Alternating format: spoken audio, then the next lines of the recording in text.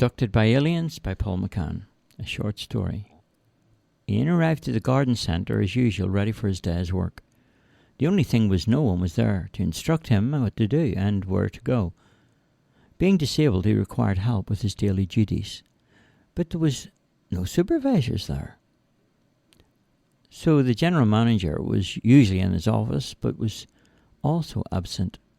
So Ian waited for people to come. Waited for 20 minutes, but nobody came. So he decided to find something to do. His lift that morning had gone, so it would be a few hours before transport would return to bring him home. He pushed himself in his wheelchair down to the nursery section where he was working putting price tags on some of the items. He worked until 11, which was about morning tea time, and pushed himself up the ramp into the lunchroom in the admin building. Still, there was nobody around in the office, so he decided to try to ring the support team, but the phones were all dead. Something was just not right. Without any explanation or reason why everyone was missing, he began to panic a little bit and pushed his wheelchair into the lunchroom. He opened up the fridge. There was a solid roll there and some milk, a few bottles of water. After he ate and drank, he went outside in the wheelchair to look for a supervisor, but still couldn't find anyone anywhere. He tried to remain calm and pushed his wheelchair up the steep ramp to the exit of the garden centre, but it was too hard. As it was getting close to lunch, he remembered that the lunch lady from the Hungry Buddy Cafe, she always called to take orders. 10 minutes later, when she did arrive, Ian waited in the general manager's office. When she entered the office, Ian told her what was going on in the garden centre. She laughed, at first thinking that maybe he made it up, but soon changed her tune when no one was there to place the lunch order. It was at this time a small spacecraft landed in the garden centre right in front of Ian and the lunch lady.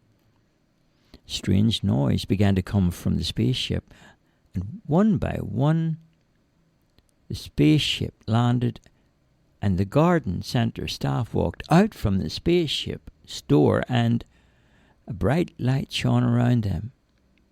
As all the garden centre workers returned to their workplace, it was like nothing had happened.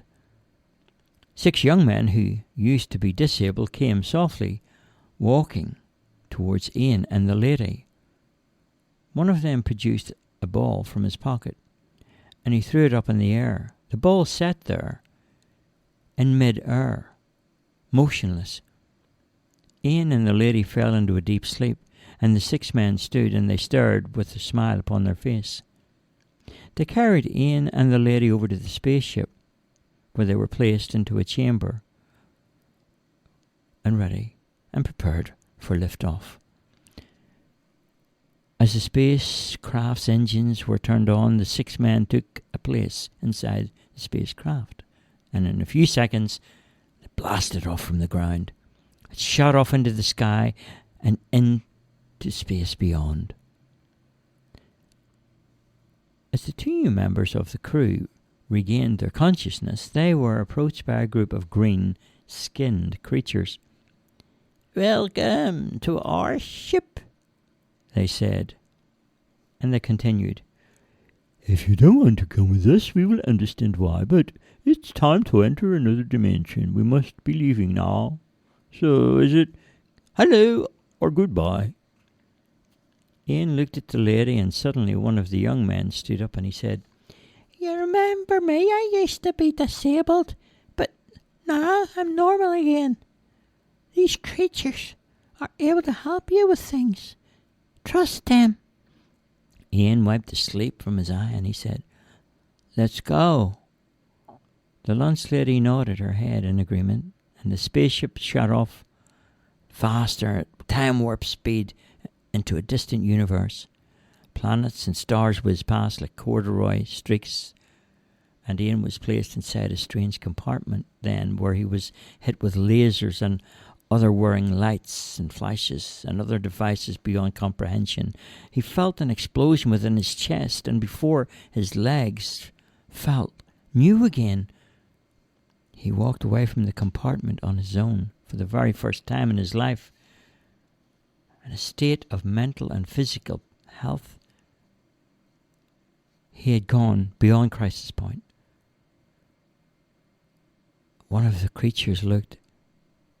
"We have been instructed by a higher power to intervene before you destroy your planet and your whole race completely." After being assisted back into the spaceship, Ian sat there and drifted off to sleep. The lunch lady also, she felt relaxed after getting a warm cup of tea and something to eat. Suddenly their heads were filled with knowledge, and in a flash, everything was gone. The spaceship blasted off, leaving scorch marks across the universe. And in no time at all, they were back in the garden centre. Some small talk communication in the lunchroom and the staff. Ian there, he could see in the sky, the spaceship streaks had left marks.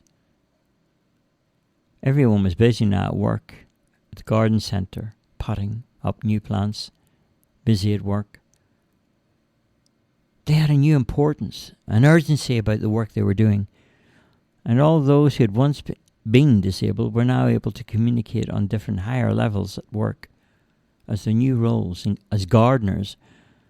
The general manager called together a team to work now in new areas for more money, and more money than they ever had before. New work conditions were put in place, and new morals were now being passed on and addressed. Everyone had a part to play. They had a mission, a new mission in life. This now could not be solved.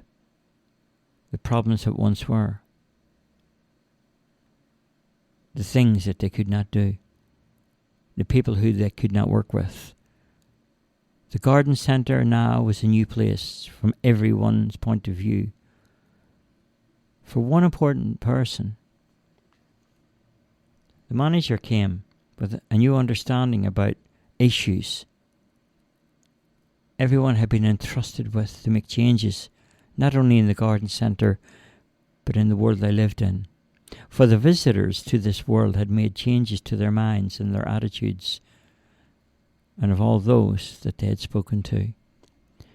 And in a short foreseeable future, they knew that life would take on new meanings.